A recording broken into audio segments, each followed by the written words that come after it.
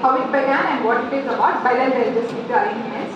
So, from the first act, you all have realized that the sex workers, and it's the story of sex workers, how they're being treated by police, the kind of atrocities that they face, the kind of battles that they've been through, challenges, etc.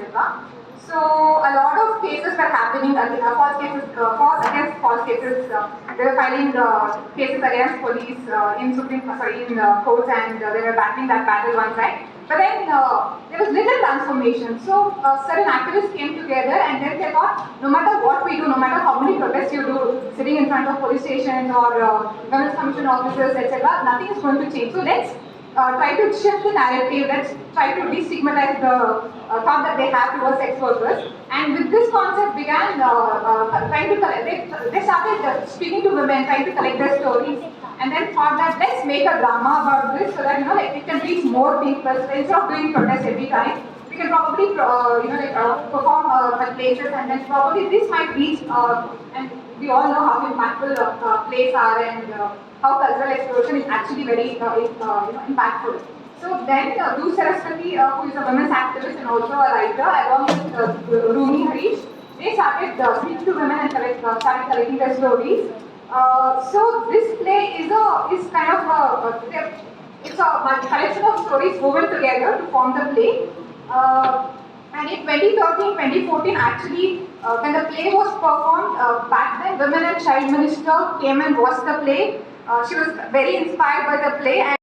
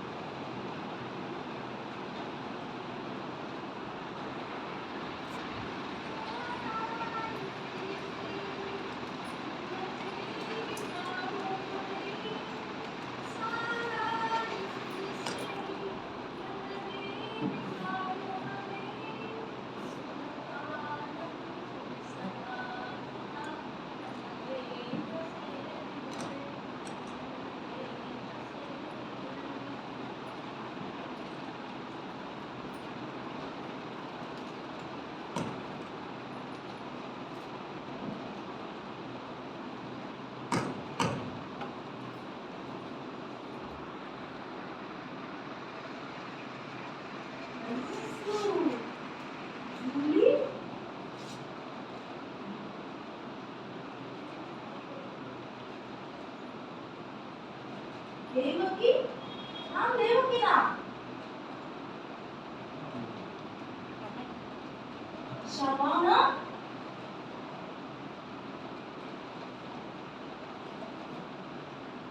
Rumi? Hey.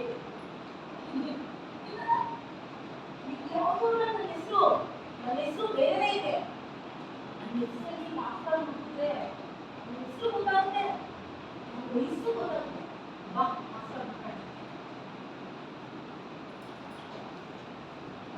ನನಗೆ ಮದುವೆ ಆದಾಗ 15 ವರ್ಷ. ಹಾಗಷ್ಟೇ school ಮುಗಿಸಿದ್ದೆ. ನನಗೂ ನನ್ನ friends ಜೊತೆನಲ್ಲಿ ಕಾಲೇಜ್ಗೆ ಹೋಗ್ಬೇಕು ಅಂತ ತುಂಬಾ ಆಸೆ ಇತ್ತು. ಆದ್ರೆ ನಮ್ಮನೇದು ಮಾಮೂಲಿ ಹೇಳ್ತಿದ್ದಾಗೆಲ್ಲ ಹೇಳಿ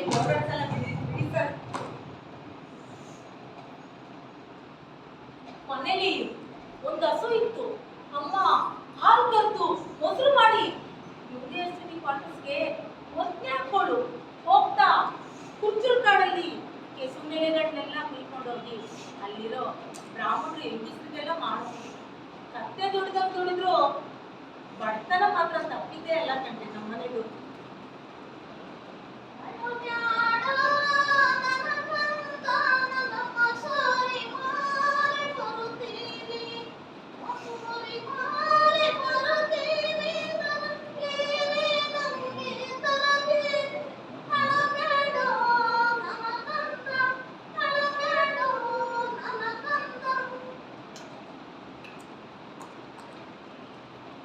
ನಮ್ಮಪ್ಪಂದು ಏನಿದ್ರು ಬರೀ ಗೆಸ್ಟ್ ಅಪಿಯರೆನ್ಸ್ ಅಷ್ಟೇ. ಬೇಕಾದಷ್ಟು ಬರೋರು ತಿಂದು ಬಿದ್ದು ಹೋಗೋರು. ಇವುಗಳ ಮಧ್ಯೆ ನಾನು ಕಾಲೇಜಿಗೆ ಸೇರೋದೆಲ್ಲ ತುಂಬಾ ದೂರದ ಮಧ್ಯೆ ಆಗಿತ್ತು. ಕಾಸಿಗೆ ಸೇರ್ಸಿಟ್ಟಿದ್ದು ನನ್ನ ಮದುವೆ ಮಾಡ್ಬಿಡ್ಬೇಕು ಅಂತ ನನ್ನಮ್ಮ ತುಂಬಾ ಬರ್ತಾಡ್ತಿದ್ಲು. ನನ್ನಮ್ಮ ಬರ್ತಾಡ್ತಿದ್ಲು.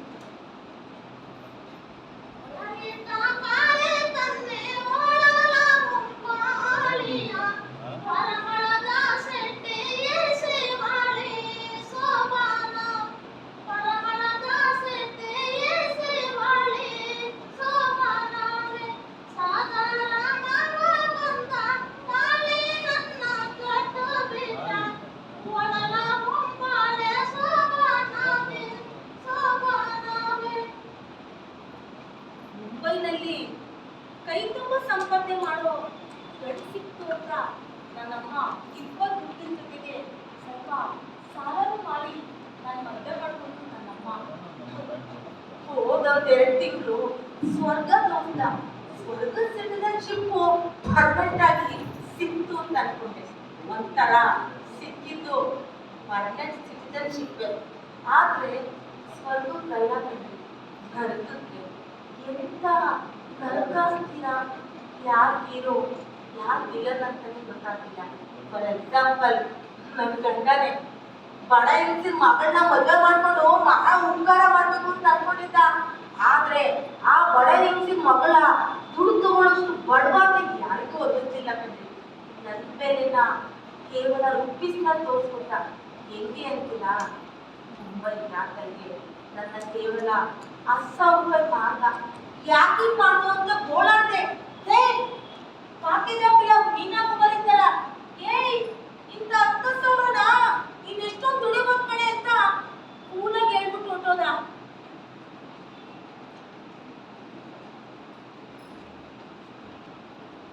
ಅಲ್ಲಿ ಬಂದು ಗಿರಾಕಿ ನನ್ನ ಬಗ್ಗೆ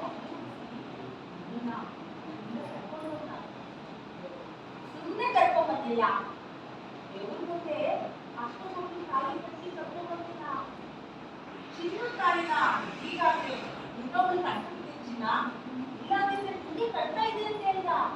ಹೌದಲ್ವಾ? ನನ್ನಂತ ಗಂಡ ಬಿಟ್ಟೋಳ್ಗೆ ರಾತ್ರಿಯಲ್ಲಿ ನಿಂತೋಳ್ಗೆ 3 ಪಟ್ಟು ದುಡ್ಡು ಕೊಟ್ಟು ಕರ್ಕೊಂಡ್ ಬಂದಿದ್ದು ಅಂದ್ರೆ ದೇವ್ರ ಮುಂದೆ ಅಷ್ಟು ಕೊಟ್ಟು ಗಾಡಿ ಕಟ್ಟಿ ಮದುವೆ ಮಾಡ್ಕೊಂಡಿದ್ದು ದೊಡ್ಡ ವಿಷಯ ಅಲ್ವಾ? ದೊಡ್ಡ ವಿಷಯ ಅಲ್ವಾ?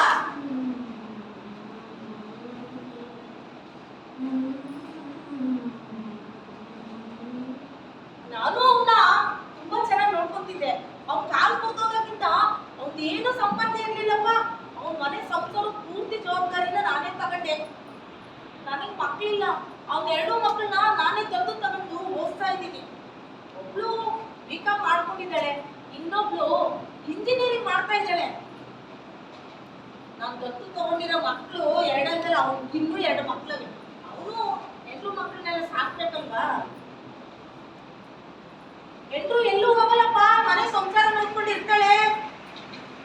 ಒಂದು ಮನೆನ ಇದಕ್ಕೆ ಅಂತ ಕಟ್ಟಿಸ್ಕೊಟ್ಟಿದ್ದೀನಿ, ಇನ್ನೊಂದು ಮನೆನ ಬಾಡಿಗೆ ಬರಕ್ ಮಾಡಿದ್ದೀನಿ. ಇದೆಲ್ಲ ಹೆಂಗ್ ಮಾಡಿದೆ ಅಂತ ನೀವು ಕೇಳ್ತೀರಾ? ಎಲ್ಲಿ ಕಳ್ತನ?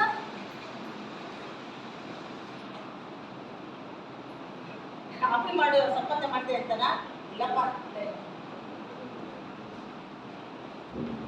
ಯಾವುದು ಅಲ್ಲ.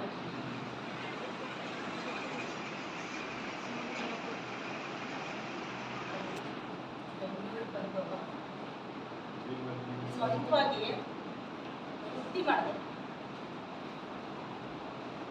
ಗಂಡ ಇರೋ ಊರಲ್ಲೇ ದಂಧೆ ಮಾಡಿದ್ರೆ ಅವ್ರು ಮಾನ ಮರ್ಯಾದೆ ಹೋಗಲ್ವಾ?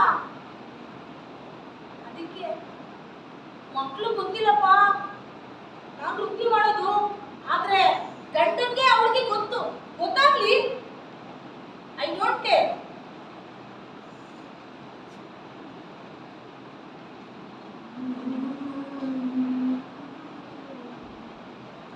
ಬೆಂಗಳೂರಿಗೆ ಬಂದಾಗ ಮೊದಲು ಸಿಗಾಕೊಂಡಿದ್ದೆ. ಬೆಂಗಳೂರಿಗೆ ಬಂದಾಗ ಮೊದಲು ಸಿಗಾಕೊಂಡಿದ್ದೆ ಪೊಲೀಸರು ನನ್ನ ಮಕ್ಕಳು ಕೈಯಲ್ಲಿ. ನನ್ನನ್ನ ಸ್ಟೇಷನ್ಗೆ ಹೇಳ್ಕೊಂಡು ಹೋಗಿ 4 ಜನ ನನ್ನ ಮೇಲೆ ಅತ್ಯಾಚಾರ ಮಾಡಿ, ಮತ್ತೆ ಈ ಕಡೆ ಎಲ್ಲೂ ಬರಬೇಡ, ಪ್ರೈವೇಟ್ ಸ್ಟೇಷನ್ ಹತ್ರ ಬೇಕಾದ್ರೆ ಹೋಗು, ಇನ್ನೊಂದವರು ಅಲ್ಲವ್ರೆ ಅಂತಂದ್ರು. ಕಾಸು ಕೊಡದೆ ಶಿಕ್ಷೆ ಮಾಡ್ತಾರೆ.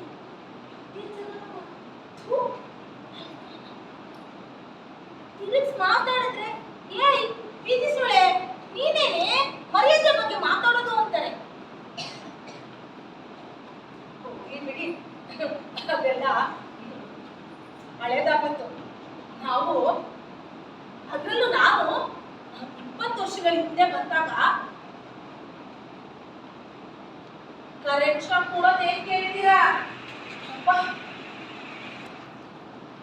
ಎಲ್ಲಿಗೆ ಅಂತನಾ? ಕಂಬತ್ತಪ್ಪ ಹೊಡಿಯೋದು ಅಂತೀರಾ? ಲಾಠಿ ತೋರ್ಸೋದು, ಕಾರು ಪುಡಿ ಹಾಕೋದು, ಇದ್ಯಾವುದು? ಎಲ್ಲಿಗೆ? ಯಾಕೆ? ಅದೆಲ್ಲ ಆ ದಿನಗಳು. ಈ ದಿನಗಳಲ್ಲಿ ಲೈಂಗಿಕ ಕಾರ್ಯಕರ್ತೆಯರು ಅಂತಂದ್ರೆ ಸ್ವಲ್ಪ ಗೌರವವನ್ನು ಕೊಡ್ತಾರೆ. ಈಗ ಏನೇ ಗೌರವ ಕೊಟ್ಟರು ಅವ್ರ ಮನಸ್ಸುಗಳ ಒಂಚೂರು ಉಳುಕಿದ್ದೇ ಇರ್ತದೆ. ಏನ್ ಅವತ್ತಿದ್ಲು ಇವತ್ತೇನೋ ಲೀಡ್ರ್ ಆಗ್ಬಿಡೆ ಅಂತ. ನಾವು ಅವಾಗ ಮಹಿಳೆಯರೆಲ್ಲ ಬೀದಿ ಅಂದಲೇ, ಫುಟ್ಪಾತ್ ಅಂದಲೇ, ರೈಲ್ವೆ ಸ್ಟೇಷನ್ ಅಂದಲೇ ಮಹಿಳೆಯರೆಲ್ಲ ಸೇರ್ಕೊಂಡು ಒಂದ್ ಕಡೆ ಸೇರ್ಕೊಂಡಿದ್ವಿ. ನಮ್ಮದೇ ಆದ ಒಂದು ಚಿಕ್ಕ ಚಿಕ್ಕ ಗುಂಪುಗಳನ್ನ ಮಾಡ್ಕೊತಿದ್ವಿ. ಆ ಗುಂಪುಗಳಲ್ಲಿ ನಮ್ಮ ಮನೆ ಬಗ್ಗೆ, ನಮ್ಮ ಮಕ್ಕಳ ಬಗ್ಗೆ, ನಮ್ಮ ಜೀವನದ ಬಗ್ಗೆ ಎಲ್ಲವನ್ನೂ ಮಾತಾಡ್ತಾ ಮಾತಾಡ್ತಾ ನಮ್ಮದೇ ಆದ ಒಂದು ಧ್ವನಿ ಎತ್ತಿದ್ವಿ. ಆ ಧ್ವನಿ ಇವತ್ತು ಸಾಧನ ಮಹಿಳಾ ಗುಂಪಾಗಿ ಬಂತು. ಆ ಧ್ವನಿ ಬರೀ ಸಾಧನ ಮಹಿಳಾ ಗುಂಪು ಬರೀ ಲೈಂಗಿಕ ಕಾರ್ಯಕರ್ತರಿಗೆ ಅಲ್ಲ ಸ್ವಾಮಿ ಮಾಡ್ಕೊಂಡಿದ್ದು. ಬಿಲ್ಕಿಸ್ ಬಾನು ಅಂತ ದೌರ್ಜನ್ಯಕ್ಕೊಳಗಾದ ಮಹಿಳೆ ನ್ಯಾಯ ಕೊಡಿಸುವಂತ ಕೆಲಸ ಮಾಡ್ತೀವಿ. ಪೌರ ಕಾರ್ಮಿಕರ ಜೊತೆ ಕೆಲಸ ಮಾಡ್ತೀವಿ. ಸ್ಲಮ್ ಜನರು ಅವ್ರ ಜೊತೆ ಕೆಲಸ ಮಾಡ್ತೀವಿ. ಮನೆ ಕೆಲಸದ ಮಹಿಳೆಯ ಮೇಲೆ ಅತ್ಯಾಚಾರ ಆಗಿ ಅದಕ್ಕೂ ಹೋರಾಟ ಮಾಡ್ತೀವಿ. ಎಲ್ಲದಕ್ಕೂ ಒಂದ ಟೈಮಲ್ಲಿ ಪೀಸಲ್ಲಿ ಮರೆ ಹೋಗಿ ಮಾನವ ಹಕ್ಕುಗಳ ಆಯೋಗಕ್ಕೂ ಹೋಗಿ ಕೇಸ್ಗಳನ್ನ ಗೆಟ್ಟಿದ್ದೀವಿ. ಹೀಗಾಗಿ ಸಾಧನಾ ಮಹಿಳಾ ಸಂಘ ನಮ್ಮೊಬ್ಬರಿಗೆ ಕಟ್ಟಿದ್ದಾರೆ. ಎಲ್ಲ ಮಹಿಳೆಯರಿಗೂ ನ್ಯಾಯ ಕೊಡಿಸುವಂತ ಕೆಲಸನ ಕಾಗಿ ನಾವು ಸಂಘಟನೆ ಮಾಡಿದ್ವಿ. ಜೊತೆಲ್ಲ ಹೇಳಿ ಹೇಳಿ ಹೇಳಿ ನನ್ನ ಮಾಸ್ಕೊಂಡು ಉಟ್ಕೊಂಡೆ ಮತ್ತೆ ಹೋಗಿ ಜೊತೆ ಮಾತಾಡ್ಕೊಂಡು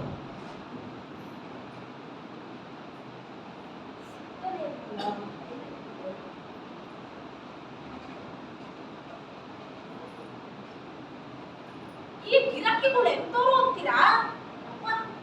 ಪೊಲೀಸರು ಬಂದಿದ ತಕ್ಷಣ ಪ್ಲೇಟ್ ಚೇಂಜು, ಕರ್ಕೊಂಡೋಗಿ ಸರ್ ನಿಮ್ಮಂತವ್ರು ಇರೋದ್ರಿಂದಲೇ ಮರ್ಯಾದಸ್ತರು ಬದುಕೋಕ್ಕಾಗಲ್ಲ ಅಂತಾರೆ.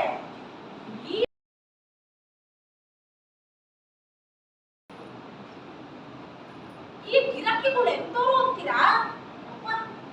ಪೊಲೀಸರು ಬಂದಿದ ತಕ್ಷಣ ಪ್ಲೇಟ್ ಚೇಂಜು, ಕರ್ಕೊಂಡೋಗಿ ಸರ್ ನಿಮ್ಮಂತವ್ರು ಇರೋದ್ರಿಂದಲೇ ಮರ್ಯಾದಸ್ತರು ಬದುಕೋಕ್ಕಾಗಲ್ಲ ಅಂತಾರೆ.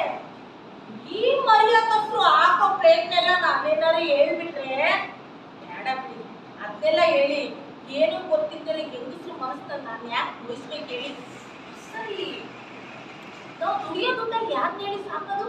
ಇದೇ ಸಂಸ್ಕಾರಕ್ಕನ್ನ, ಇದೇ ಗ್ರಾಸ್ತನ್ನ ಇಲ್ಲಿವರೆಗೂ ಯಾರಾದ್ರೂ ಹೇಳಿದರೆ ನನ್ನ ಅಕ್ಕನೋ ತಂಗಿನೋ ದಂಧೆ ಮಾಡಿ ಕಳ್ಸಿರೋ ದುಡ್ಡು ಅಂತ ನಮ್ಮ ದುಡ್ಡು ತಗೋಬೇಕಾದ್ರೆ ಮೈಗೇನೆ ಇರಲ್ಲ. ತಿರುಗಿಸಿ ಕೇಳಿದ್ರೆ ಏಯ್ ಬೀದಿ ಸೋಳೆ ನೀನೇನೆ ಮರ್ಯಾದೆ ಬಗ್ಗೆ ಮಾತಾಡೋದು ಅಂತಂದ್ರೆ ಕೆಲವು ಜನ ಹೇಳ್ತಾರೆ, ಯಾಕಮ್ಮ ಬರೀ ಹೊಟ್ಟೆ ಮಾಡುವಂತ ಬರೀ ವೃತ್ತಿನೇ ಮಾಡ್ತೀಯಾ? ಮನೆ ಕೆಲ್ಸಕ್ಕೆ ಹೋಗ್ಬೋದಲ್ಲ, ಹೂವ ಕಟ್ಬೋದಲ್ಲಮ್ಮ, ಗಾರ್ಮೆಂಟ್ಸ್ ಹೋಗಿ ದುಡಿಬೋದಲ್ಲ, ಇಡ್ಲಿ ಮಾಡ್ಬೋದಲ್ಲ. ನೀವು ನಾಲ್ವರಂತೆ ಸಂಸಾರ ಇರ್ಬೋದಲ್ಲ ಅಂತ ಈ ಸಮಾಜ ನಮ್ಮನ್ನು ಕೇಳ್ತಾ ಇದೆ ಸ್ವಾಮಿ. ಅದನ್ನೆಲ್ಲ ಪ್ರದಕ್ಷಿಣೆ ಹಾಕೊಂಡೆ ಇಲ್ಲಿ ಬಂದಿರೋದು ಅಂತ ಹೇಳ್ತಾ ಇದ್ವಿ.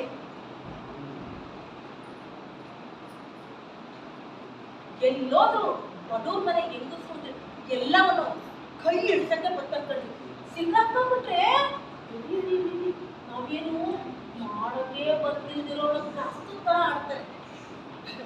ನಮ್ಮನ್ನು ಒಂದ್ಸಲ ಕಾಲಿಂದ ಕರೆದಿಲ್ಲಪ್ಪ ನಮ್ಮ ಸಂಘದವ್ರನ್ನ, ನಾವು ಹೋಗಿದ್ವಿ. ನಮಗೂ ನೀಟಾಗಿರೋ ಸಮಾಧಾನ ಬೇಕು. ನಮ್ಮ ಹತ್ರ ರೋಲ್ ಕಾಲ್ ತಗೊಂಡು ಪೊಲೀಸರು ಇವನ್ನೆಲ್ಲ ಕ್ಲೀನ್ ಮಾಡಿ ಅಂತ ಹೇಳಿ ಬಂದ್ವಿ. ನಿಮ್ ಜೊತೆ ಮಾತಾಡ್ಕೊಂಡು ಕೊನೆಗೂ ಮಾಸ್ಟರ್ ಸಿಗ್ತೇ ಇಲ್ಲ, ಎಲ್ಲೋ ಇತ್ತು ಅಂತ ಗೊತ್ತಿಲ್ಲ. ಇವಾಗ ಸಿಗುತ್ತೆ ಕ್ಲೀನಾಗಿ.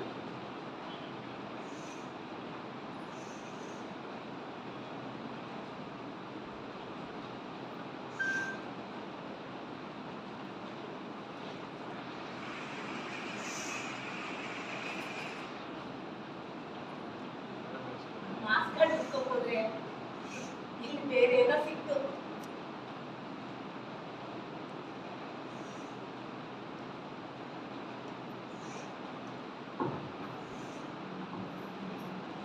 ನನ್ ಸಾಕು, ನಾನು ನನ್ನ ಹೆಂಡತಿ ಸಲ ಹಾಕೊಂಡಿದ್ವಿ.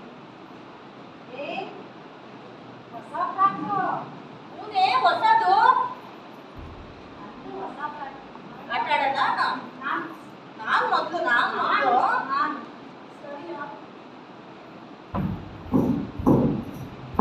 ಏನಮ್ಮ ಬಂದವ್ರೆ ಬರ್ತೀನಪ್ಪ. ಬಾಯ್ ಬಾಯ್.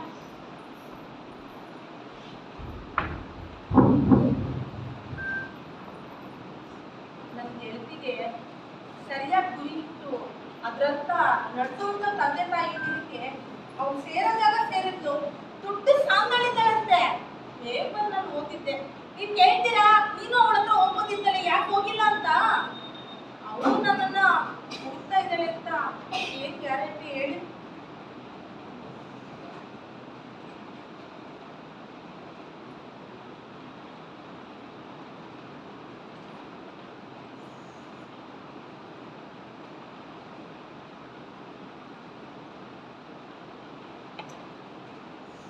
ನನ್ನ ಲಂಗ ನೋಡಿ ಹೊಸದಾಗಿ ಅಮ್ಮನ್ ಸೀರೆನಲ್ಲಿ ಟೈಲರಿಂಗ್ ಅಂತಾಗ ನಾನೇ ಹೊಲ್ಕೊಂಡಿದ್ದು. ಒಂದ್ಸಲ ಲಂಗ ದೌಡಿ ಹಾಕೋಬಾರೆ ಹೆಂಗ್ ಕಾಣಿಸ್ತಿ ಅಂತ ಕೇಳಿದ್ದ. ಹಾಕೊಂಡು ಹೋಗಿದ್ದೆ. ಕೈ ಮುಗ್ದೋದಾಗ ನೋಟ್ಸ್ನೆಲ್ಲ ನಾನೇ ಬರ್ಕೊಟ್ಟಿದ್ದು. ಅವ್ರ ಅಪ್ಪನಿಗೆ ಟ್ರಾನ್ಸ್ಫರ್ ಆಗಿತ್ತು, ಅಡ್ರೆಸ್ ಕಳಿಸ್ತೀನಿ ಅಂತ ಹೇಳಿದ್ದ.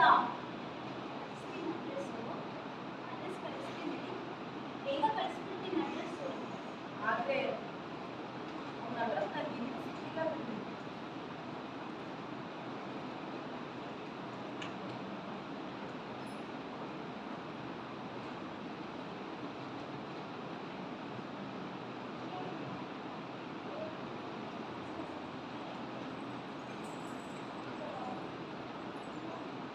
ನನ್ನಮ್ಮ ಎಷ್ಟು ಕಷ್ಟಪಟ್ಟು ಕೊಟ್ಟಿದ್ದ ಕಾಲು ಗೆಜ್ಜೆ.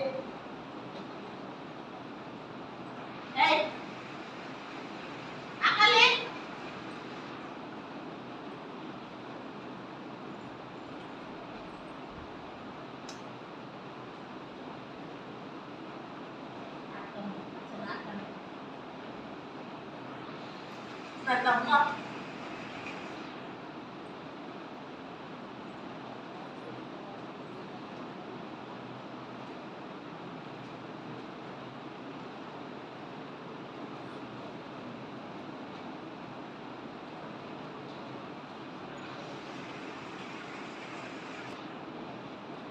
ಯಾವ ಕೇಳಿಗೆ ಅಷ್ಟೊಂದು ಇಷ್ಟಪಡ್ತೀನಿ ಅದನ್ನ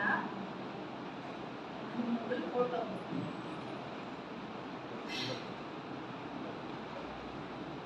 ಸ್ಕೂಲ್ಗೆ ಹೋಗ್ಕೊಂಡು ಊರಲ್ಲೇ ಇದ್ದು ಅಮ್ಮನ ಜೊತೆಗೆ. ಕಾಲೇಜಿಗೆ ಸೇರ್ಬೇಕು ಅಂತ ಬೆಂಗಳೂರಿಗೆ ಬಂದು ಹಾಸ್ಟೆಲ್ನಲ್ಲಿ ಇತ್ತು. ಅದು ಯಾವನೋ ಪೊಲೀಸು, ಏನೇ ನಿಮ್ಮಮ್ಮನಿಗೆ ಕಮಾಯಿ ಜಾಸ್ತಿ ಆಗಿರ್ಬೇಕು, ಅದಕ್ಕೆ ನಿನ್ನ ಕಾಲೇಜಿಗೆ ಸೇರಿಸ್ಬಿಟ್ಟವಳೆ ಅಂತ ಹೇಳಿದ್ದಷ್ಟೇ. ಮಕ್ಕಳು ಬೇರೆನಾದ್ರು ಸತ್ತೋರು.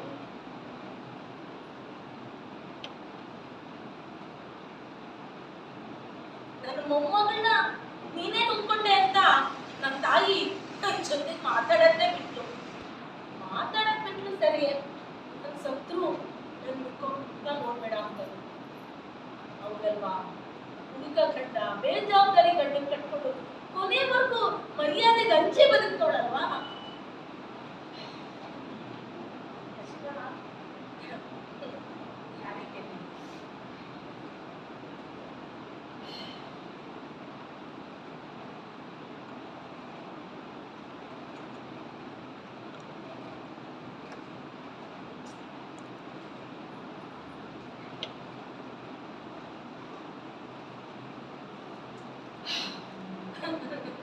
ಹೊತ್ತು ಇತ್ತು ನನ್ನ ಮಾರ್ಕ್ಸ್ ಕಾರ್ಡ್ ಸಿಕ್ಕೇ ಬಿಡ್ತು.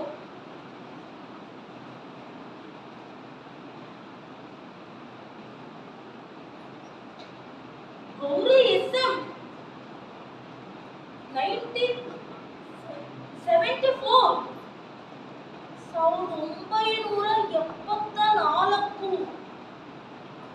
ಇಲ್ಲಿವರೆಗೂ ನನ್ನ ಹೆಸರನ್ನ ಮಾತ್ರ ಮರ್ತಿದ್ದೆ ಅಂತ ಅನ್ಕೊಂಡಿದ್ದೆ. ನನ್ನ ವಯಸ್ಸನ್ನ ಮರ್ತಿದ್ದೆ.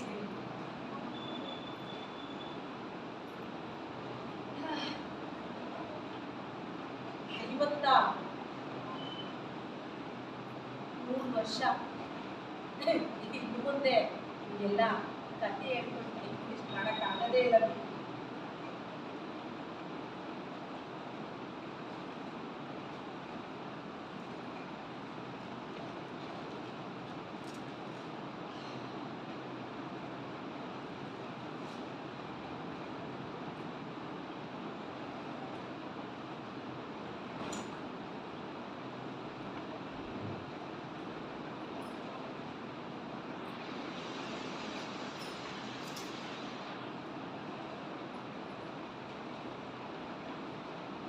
ಇವತ್ತ 3 ವರ್ಷ ಬೆಳಿ ಕೂದಲೆಲ್ಲ ಬಂದ್ಬಿಟ್ಟಿದೆ.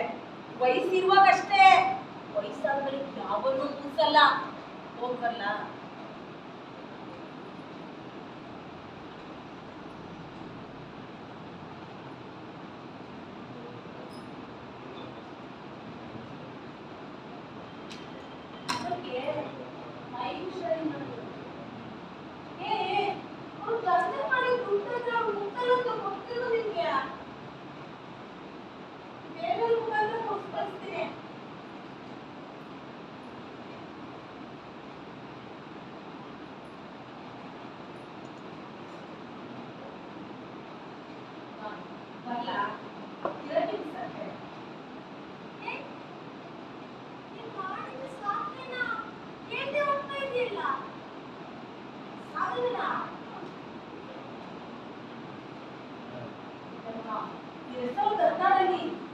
ನಾರಿಶಕ್ತಿ ಪುರಸ್ಕಾರ ಪ್ರಶಸ್ತಿ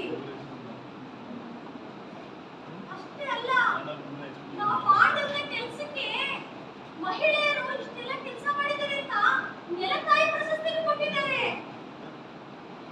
ಹಿರಿಯರು ಎಲ್ಲ ಮಕ್ಕಳನ್ನ ವಿದ್ಯಾಭ್ಯಾಸಕ್ಕೋಸ್ಕರ ಕೆಲಸ ಮಾಡಿದೀವಿ ಅಂತ ರಕ್ಷಣೆ ಮಾಡಿದ್ರು. ಮಕ್ಕಳ ಪ್ರಶಸ್ತಿಯೂ ತಗೊಂಡಿದ್ದಾಯ್ತು. ಮತ್ತೆ ಇನ್ನೊಂದು ವಿಷಯ ಗೊತ್ತಾ ನಿಮಗೆ? ಇದೇ 2025 ಇಸ್ವಿ ಮೇ ತಿಂಗಳಲ್ಲಿ ಚಿರಂಜೀವಿ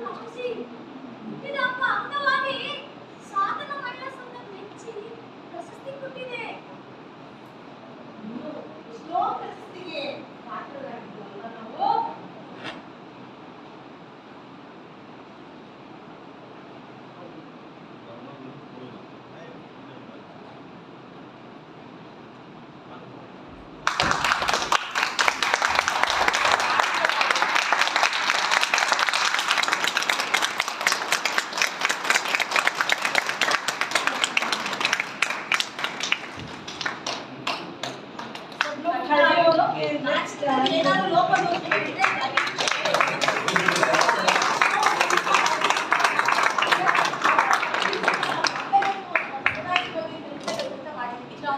ಸ್ವಲ್ಪ ಸಣ್ಣ ಪುಟ್ಟ ತಪ್ಪು ಹೇಳಿದ್ರೆ ಹೊಟ್ಟೆ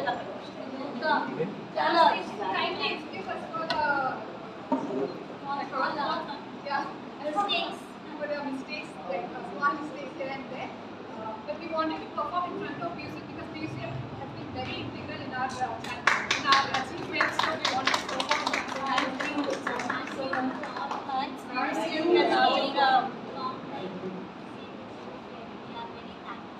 thankful to all performing for us.